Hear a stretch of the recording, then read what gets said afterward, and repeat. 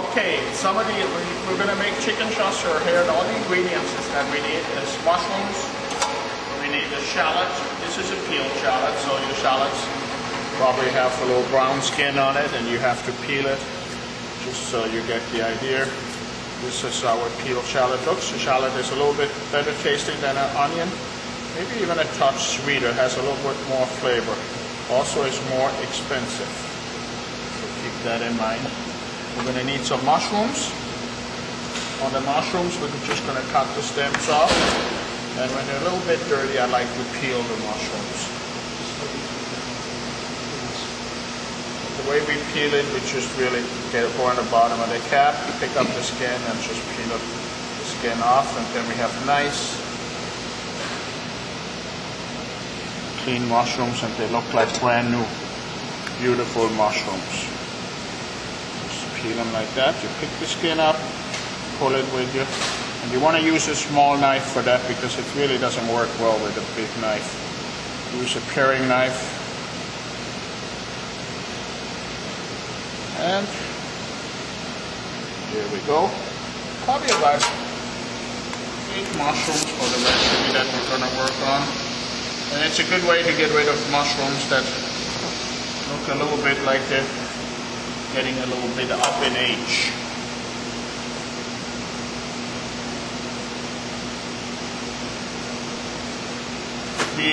In the meantime, while this is happening, I also have a little water coming up to a boil soon, hopefully. And we're going to concasse a tomato. And what we're going to do there is we're going to dip the tomato in some hot water, boiling water, just for about 3-4 seconds. So make sure the water comes back to a boil, and then we take the tomato out and put it into a cold water with a bowl with cold water, or even maybe some ice in it. Either way, cold water, I think, in my opinion, works just fine. But a lot of chefs might tell you to put some ice in there too, and give it really good, shock it really well. Almost done with the mushrooms here.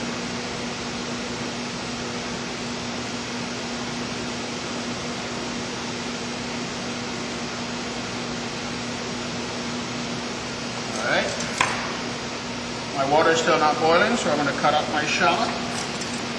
And the shallot we're just going to cut down into fine dice.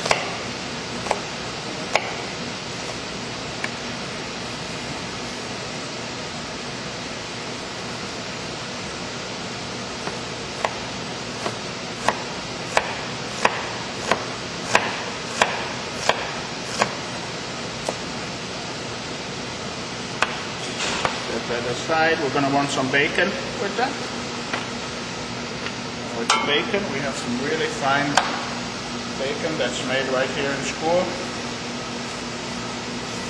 Smoked, has an incredibly good flavor. And we're going to kind of cut some butternets for that. We cut butternets about a 1/4 inch thick. And this is really all we need for the sauce.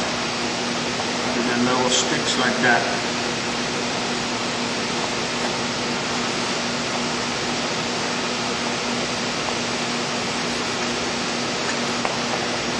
So we got almost everything ready for the sauce except the tomato. In the meantime, our water is boiling. We take the tomato and we cut the core out. We probably would want to use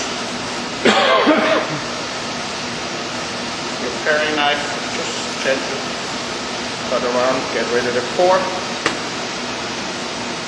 Make a little mark on top, just crisscross a light cut. This will help you to peel the tomato once you have it blanched really quick. Tomato is in.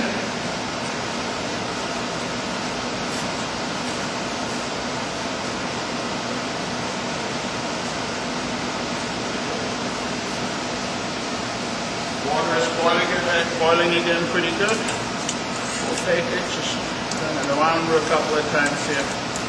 We don't want the tomato in a very long time, because if you leave the tomato in too long, it will start to cook the actual tomato. We just want to have it so we can peel the skin.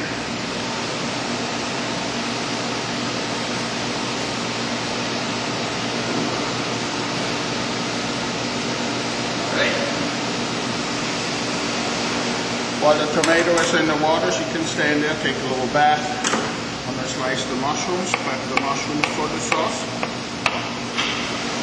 And all we're going to do is slice them. When you cut with your knife, make sure you have your pointing finger up front, and your knife should kind of just slide along your knuckle of your pointing finger. All other fingers should be behind. That's how we slice our tomato, our mushrooms.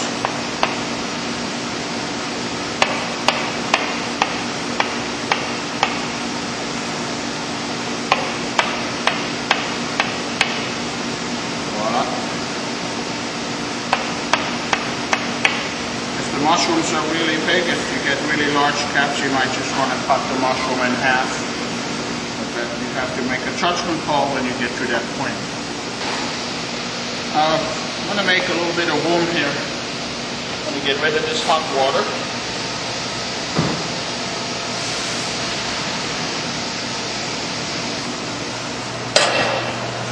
Put the pan back.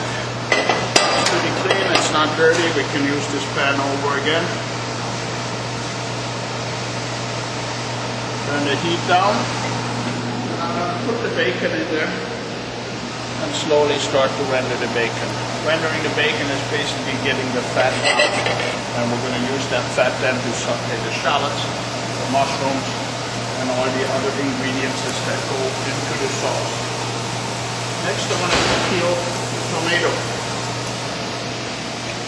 And the way we're going to peel the tomato, we go into where we cut in, we have these corners, and that's where we want to pick up the skin.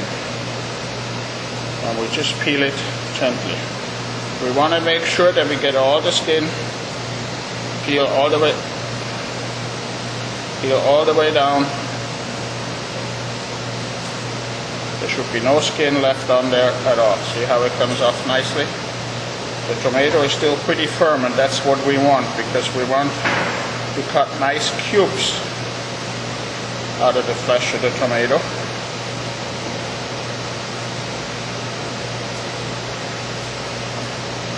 Of course, if you leave the tomato in a little bit longer in the boiling water, it's easier to get the skin off, but the other problem you run into then, if your tomato gets too soft, and it doesn't really hold its shape pretty well anymore.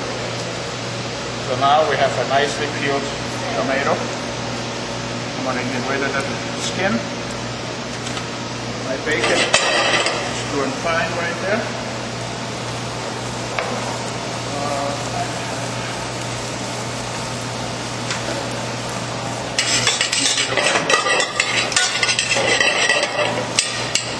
As long as you have it on really low heat, you don't need to stand right over the pot and watch it all the time. Just go back, visit once in a while, make sure it's not burning.